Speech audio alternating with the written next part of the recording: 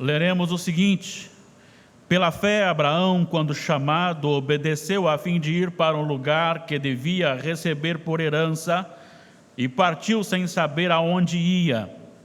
Pela fé, peregrinou na terra da promessa como em terra alheia, habitando em tendas com Isaque e Jacó, herdeiros com ele da mesma promessa, porque aguardava a cidade que tem fundamentos, da qual Deus é o arquiteto e edificador. Pela fé também a própria Sara recebeu poder para ser mãe, não obstante o avançado de sua idade, pois teve por fiel aquele que lhe havia feito a promessa.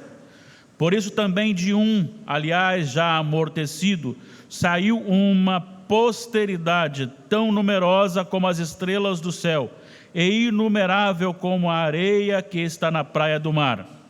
Todos esses morreram na fé, sem ter obtido as promessas, vendo-as, porém, de longe, e saudando-as, e confessando que eram estrangeiros e peregrinos sobre a terra. Porque os que falam desse modo manifestam estar procurando uma pátria. E se na verdade se lembrassem daquela de onde saíram, teriam oportunidade de voltar. Mas agora aspiram a uma pátria superior, isto é, celestial. Por isso Deus não se envergonha deles, de ser chamado seu Deus, porquanto lhes preparou uma cidade. Pela fé, Abraão, quando posto à prova, ofereceu Isaque, estando mesmo para sacrificar o seu unigênito, aquele que acolheu alegremente as promessas, a quem se tinha dito: em Isaque será chamada a tua descendência, porque considerou que Deus era poderoso até para ressuscitá-lo dentre os mortos, de onde também figuradamente o recobrou. Que o Senhor, o inspirador da palavra, nos ilumine e nos edifique. Amém. Falaremos hoje sobre o tema as evidências de uma fé operosa. Muitas vezes confundimos a fé da salvação exigida nas Sagradas Escrituras com o apenas acreditar que Deus existe, apenas saber que Jesus é o Filho de Deus, no entanto, sem ter nenhum envolvimento com o Senhor a quem nós confessamos crer. Esta é a razão de haver muitos doentes na chamada igreja visível. Infelizmente, para muitos, a adoração em culto solene é sempre e está sempre em segundo plano. Primeiro vem os prazeres em todas as áreas da vida. E isso é fácil de ser identificado, até mesmo pela expressão facial e corporal, num contexto de alegria resplandecente em ajuntamentos, seja ele onde, com quem for, que é também saudável, mas quando chega na hora de adorar o Senhor, a sua face se fecha, o seu comportamento se demonstra alguém que está entristecido, alguém que não está de bem com a vida diante do grande Senhor. A fé operante age no coração, o centro de nossas decisões, transformando a vontade carnal em alegria no Senhor. É por isso que os filhos de Coré expressaram no Salmo 84, versículo 10: pois um dia nos teus átrios vale mais que 1000. Prefiro estar à porta da casa do meu Deus a permanecer nas tendas da perversidade. Quero destacar aqui, à luz do autor aos Hebreus, ligando isso com a história de Abraão, algumas evidências de uma fé operosa, da verdadeira fé, a fé da salvação. Em primeiro lugar, a fé operosa é evidenciada pela obediência incondicional. Olhe só o que diz o versículo 8: pela fé, Abraão, quando chamado, obedeceu a fim de ir para o lugar que devia receber por herança e partiu sem saber aonde ia. Sem saber aonde ia. Infelizmente, nós lidamos muito mais com situações relacionadas à nossa própria vontade, aquilo que nós podemos enxergar, aquilo que podemos apalpar, aquilo que podemos estar em contato, e nós temos muita dificuldade em obedecer o Senhor, e às vezes preferimos nos submeter ao molde deste mundo, a lançarmos no escuro sob ordem do nosso Deus. Abraão, um homem que está ali diante da sua família, recebe de Deus um chamado, e esta ordenança é para que saia da sua família, da sua terra, e vai para um lugar que te mostrarei. Abraão não sabia, até então Abrão não sabia para onde, não sabia o que iria acontecer, não sabia o trajeto, só sabia que ele precisava deixar a sua família, deixar aqueles a quem ele amava, deixar ali o seu território, deixar ali a sua casa e partir sem um destino esclarecido.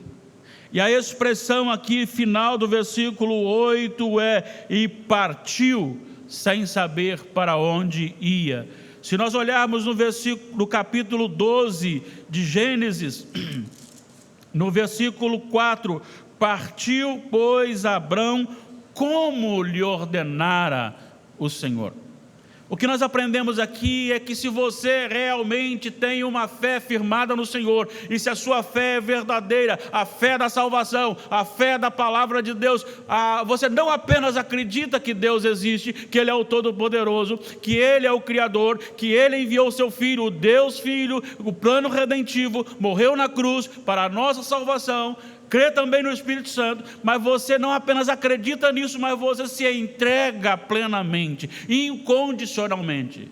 E diante das circunstâncias as mais adversas possíveis acontecendo na sua vida, você simplesmente obedece ao Senhor, ainda que você fique sozinho numa sociedade corrompida, ainda que todos caminhem numa direção, mas se o Senhor lhe ordenou caminhar noutra direção, você vai seguir o mandamento do Senhor, porque você obedecerá incondicionalmente.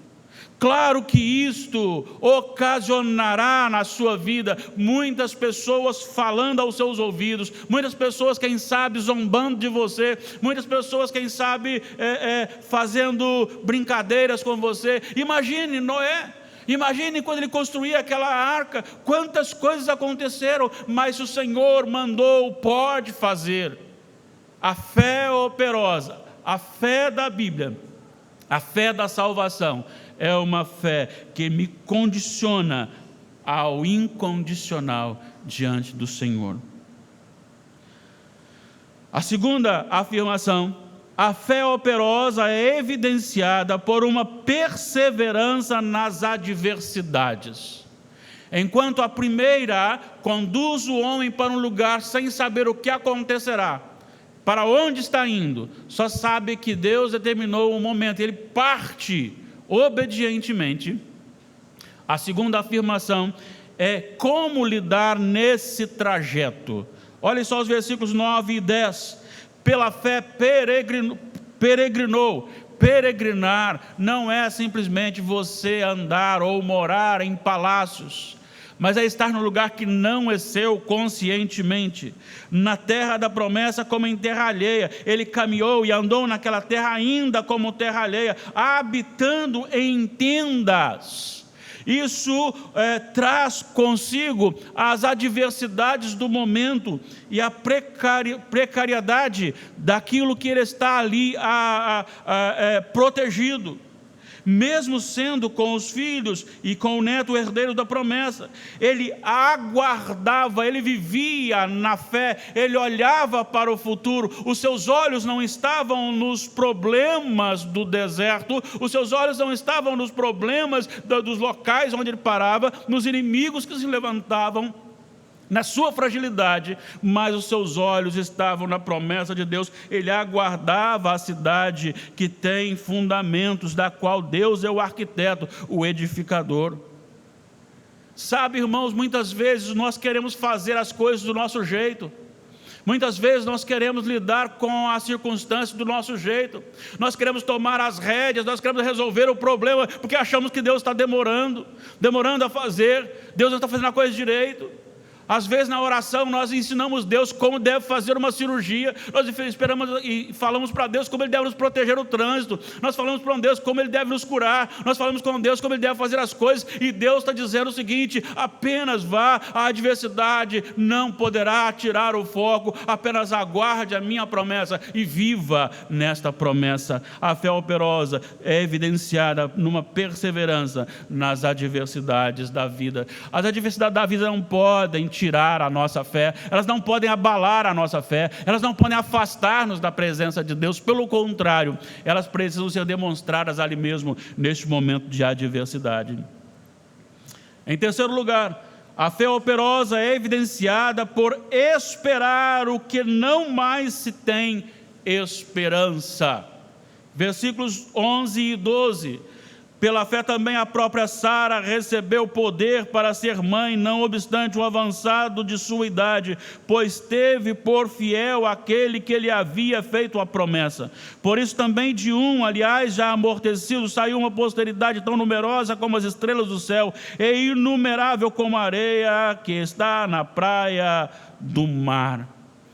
Aqui está falando, citando Sara, mas ele continua embasado em Abraão, junto com Sara, dentro de um contexto de uma promessa, e essa promessa agora não era mais só uma questão das dificuldades enfrentadas na caminhada, mas era uma questão que começou a perder a lógica, porque Abraão começou a ficar velho, Sara começou a ficar velha, envelheceram, e daí a pouquinho não tem o filho da promessa, ele não nasce.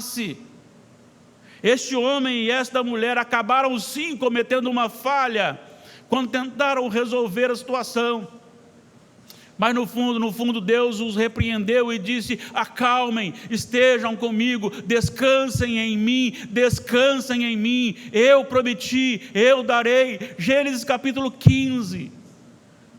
Abraão está ali sem esperança nenhuma, ele diz: Senhor, pelo que está acontecendo, eu terei que dar a minha herança para o meu servo, o meu fiel servo.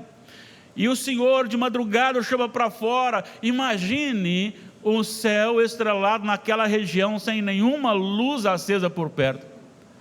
E o Senhor manda olhar e manda ele contar as estrelas, e diz: será assim a tua descendência, apenas creia, apenas creia.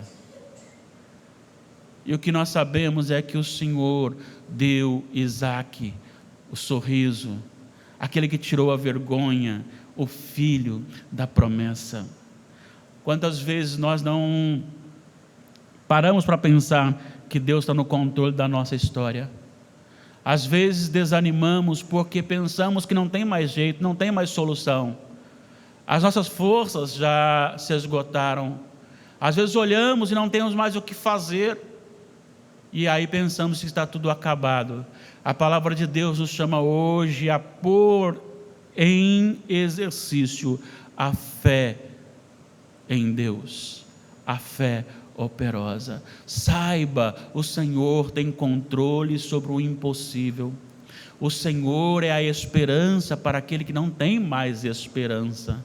O Senhor, no tempo certo, Ele fez nascer Isaque no tempo certo, no tempo pré-determinado, no tempo estabelecido. Deus é mestre em fazer isso para mostrar para você e para mim. Ele fez sua história toda registrada na Bíblia. Ele deixa todo mundo sem poder fazer nada, e aí então Ele age para que possamos ter fé, descansar nele. Quantas vezes nós agimos de forma tão estranha, nós nos agarramos às nossas coisas e achamos que podemos fazer porque Deus está demorando. Deixe Deus agir, no tempo dele, Ele fará acontecer. Tudo tem um fim proveitoso, tudo está estabelecido para a nossa caminhada. Tudo está estabelecido para a nossa formação espiritual, para o nosso caráter ser formado ao de Jesus. Tudo está estabelecido para que a nossa fé cresça. Por que não lembrar aqui de Gideão?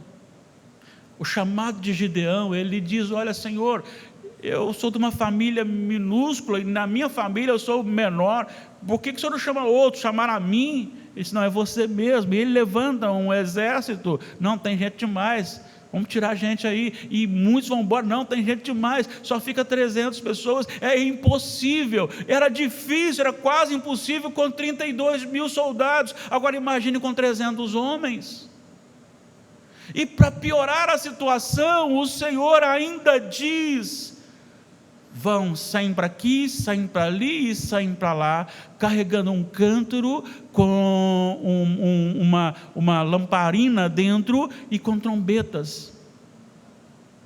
Deus ama agir no impossível.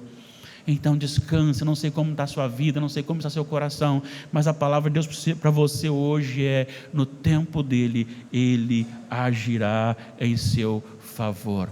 Deixe Deus guerrear a sua guerra.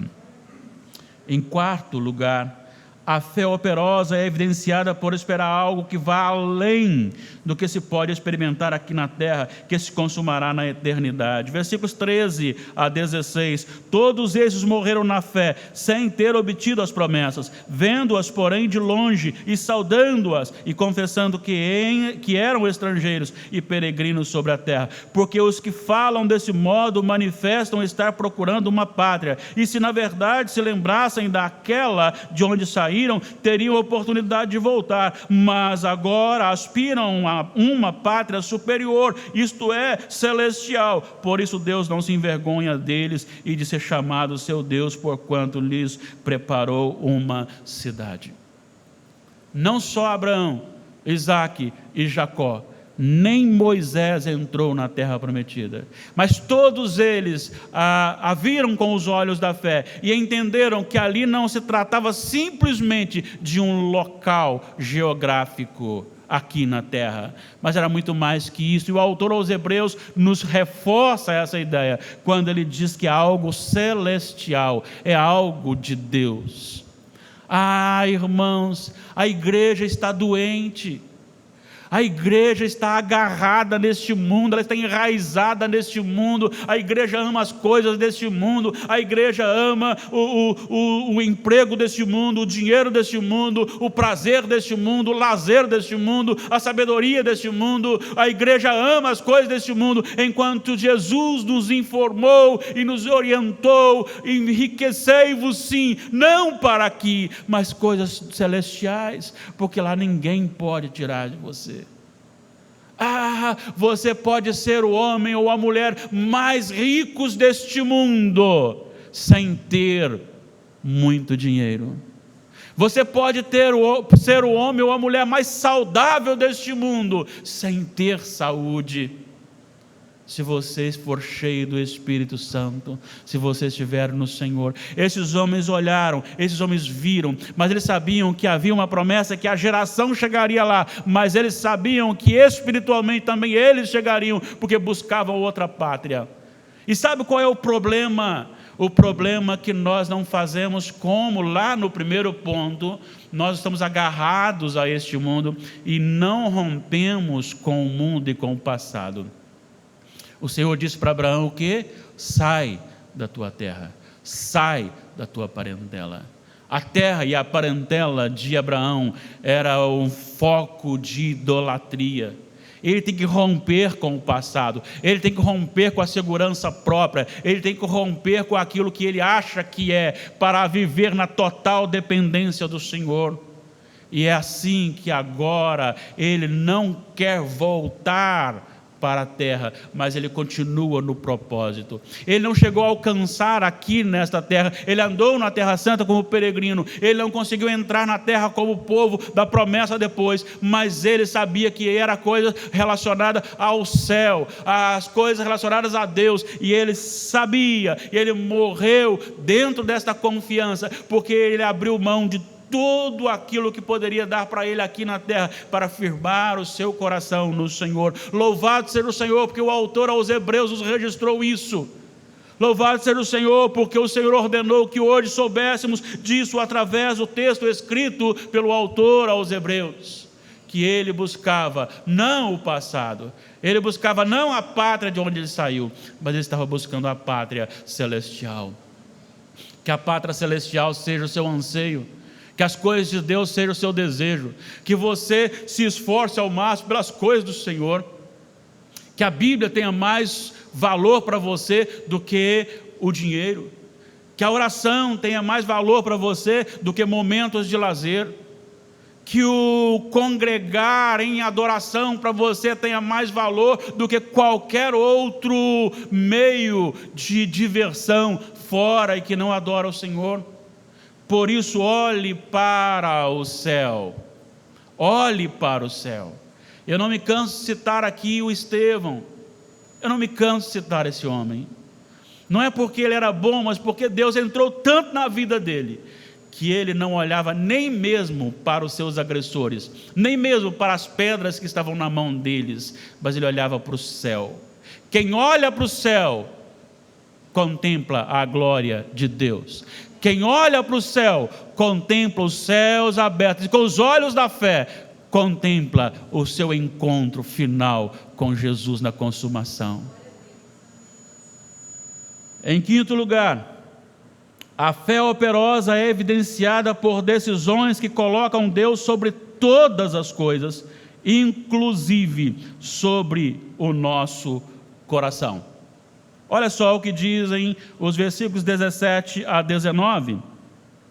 Pela fé Abraão, quando posto à prova, ofereceu Isaque. Estava mesmo para sacrificar o seu unigênito, aquele que acolheu alegremente as promessas, a quem se tinha dito: em Isaque será chamada a tua descendência, porque considerou que Deus era poderoso até para ressuscitá-lo dentre os mortos, de onde também figuradamente o recobrou. Eu fico imaginando aqui, primeiro Deus demora 100 anos para dar o filho da promessa, Abraão. Sara, 90 anos. Milagrosamente, acima de qualquer possibilidade do mundo, o Senhor faz nascer Isaque. E quando ele está na sua pré-adolescência, o Senhor diz: agora mate-o para mim. Eu fico imaginando o coração de Abraão, o restante daquela noite, a madrugada, como o seu coração estava. Não era uma questão simplesmente do filho morrer, era uma questão de ser executado. E não é só ser executado, ele teria que executar, sacrificar o próprio filho. Aquele era o filho do coração, era o filho da velhice, era o filho que o amor estava multiplicado nele, porque tem ali algo muito mais do que simplesmente ter um filho, mas é algo que Deus colocou muito especial, o filho da promessa. E ele, creio, com o coração partido, ele vai para executar a ordem de Deus. Por que Deus pediu Isaque? Por que Deus não pediu o servo fiel de Abraão? Por que Deus não pediu todos os rebanhos de Abraão? Porque Abraão não tinha o seu coração na riqueza. Por que Deus não pediu os seus servos? Porque o seu coração não estava nos seus servos. Deus pediu Isaque porque o coração de Abraão estava em Isaque. E Abraão é capaz de abrir mão do mais precioso do seu coração pela vontade de Deus. Reafirmo, certamente ele não fez isso com alegria do coração e satisfação, mas ele fez isso em obediência. Ele ofereceu o que era do Senhor. Ah, quantos pais estão segurando os seus filhos, quantos pais estão treinando os seus filhos para este mundo, para que sejam bons médicos, para que sejam bons isso, bons aquilo outro, e não os preparam para o céu, não os preparam para Jesus, não os preparam para a eternidade, não nos prepara para Deus. Essa deveria ser a nossa maior preocupação como pais. Deveríamos sim, antes de matricular o nosso filho, ao invés de colocá-lo na escolinha de violão, na escolinha de teclado, no inglês, e aqui ou ali no futebol, no jiu-jitsu ou tudo mais isso, antes de mais nada, você deveria já comprar uma Bíblia e levar lá na maternidade e já dizer assim: este é o primeiro presente do meu filho.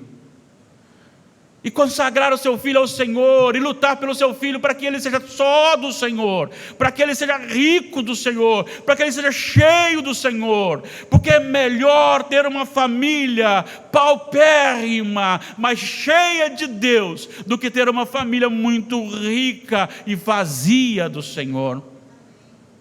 Por isso, não coloque nada no lugar de Deus. Deixa Deus ser o Senhor da sua vida. Deixa Deus ser o Senhor do seu casamento. Deixa Deus ser o Senhor da educação do seu filho. Este mundo tem levantado uma educação contrária à palavra de Deus. Este mundo está educando o seu filho de acordo com o Estado. Em nome do Senhor Jesus, prepare o seu filho para que ele não seja vendido ou comprado ou adulterado por essas universidades que estão sendo instrumentos de Satanás para destruir o seu filho. É muito triste quando nós olhamos a super proteção que damos aos nossos filhos, não deixando que eles sejam crianças, não deixando que eles passem por perigos de acidentes, não acidente de trabalho ali, de brincadeiras. Eles precisam lidar com a situação, eles precisam lidar com as coisas, mas eles precisam receber o Espírito Santo do Senhor, e para isso só podem receber através da palavra de Deus, que você vai ter no coração, e que você passará para ele, da sua vida, com o seu movimento de trabalho, com a leitura da palavra, com oração, testemunho. Prepare o seu filho para que ele seja capaz de não ser contaminado por este sistema anticristo. Faça-o ser forte, faça-o ser um luzeiro por onde ele passar. Nós temos aqui crianças, pré-adolescentes, adolescentes, jovens que estão envolvidos. Não se deixem moldar por esse sistema corrompido, mas seja alguém que seja do Senhor, brilhe a luz de Cristo, porque nada pode estar entre você e Deus, nem mesmo Isaac podia estar entre Deus e Abraão, e ele provou isso com toda a dor do coração e disse: Senhor, tu estás acima do meu filho, e tu estás acima do meu coração, da minha vontade. A fé operosa me conduz a entender que Deus é o Senhor, e por mais escura que esteja a estrada, por mais nublado que esteja o caminho, por mais turva a visão, se o Senhor mandou ir, vá, apenas vá. Apenas obedeça, apenas siga. Nesse trajeto você enfrentará grandes adversidades, porque o Senhor não prometeu a você libertá-lo, salvá-lo de qualquer outra coisa. Ele prometeu estar com você nelas. Por pior que seja a adversidade, a ponto de você não poder mais resistir, mas continue fiel ao Senhor, porque aquele que fez a promessa é fiel. Quando chegar num momento em que as coisas parecem que não acontecem mais, e todas as portas se fecharem, tudo, não tem mais jeito humano, apenas creia no Senhor e continue a sua caminhada. Apenas creia que o Senhor pode fazer uma senhora de 90 anos e um senhor de 100 anos gerar um filho. Ele pode fazer, Ele fez. Às vezes, a promessa não é para aqui. A promessa tem a ver com o espiritual, com a eternidade. É por isso que tem muitos crentes fracassados, frustrados, que hoje vêm na igreja uma vez por mês, se vêm, porque tem mais prazer nas coisas do mundo, porque acham que as promessas de Deus deveriam ser para aqui. Mas a promessa de Deus é para a eternidade. Então olhe com os olhos da fé, veja a eternidade. E que o seu coração seja do Senhor, somente do Senhor. Concluímos afirmando que a fé operosa atinge o coração, tornando-o pendido, inclinado a Jesus, não como um escravo ranzinza, rabugento, irritado por serviços forçados, mas como um amigo, como um irmão a quem há prazer de servir. A fé operante nos leva a lançar-nos no que Deus nos ordena, ainda que não possamos ver nada à frente. A fé operosa nos faz firmes no Senhor, quando os caprichos da vida nos chamam à dúvida e nos fazem, ou nos chamam, ou nos induzem a abandonar o Senhor, deixando-o em segundo plano. A fé operosa se firma em quem faz a promessa, não foca as impossibilidades. A fé operosa conduz o coração a fazer investimentos embasados nas coisas do céu, onde nada nem ninguém pode destruir.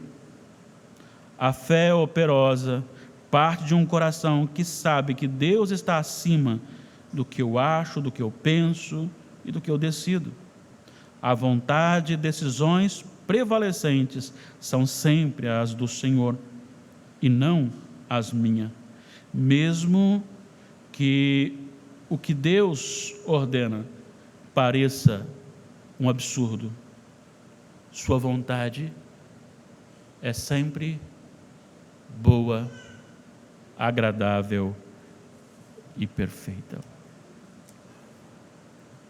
Como está a sua fé?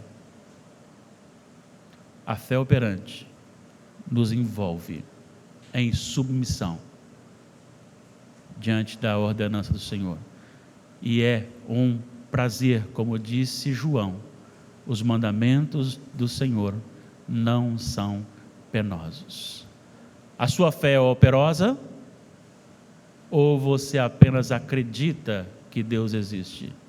Se você se envolve na submissão, é operosa. Se você não se envolve, é apenas um acreditar que Ele existe. Coloquemo-nos em pé e vamos orar.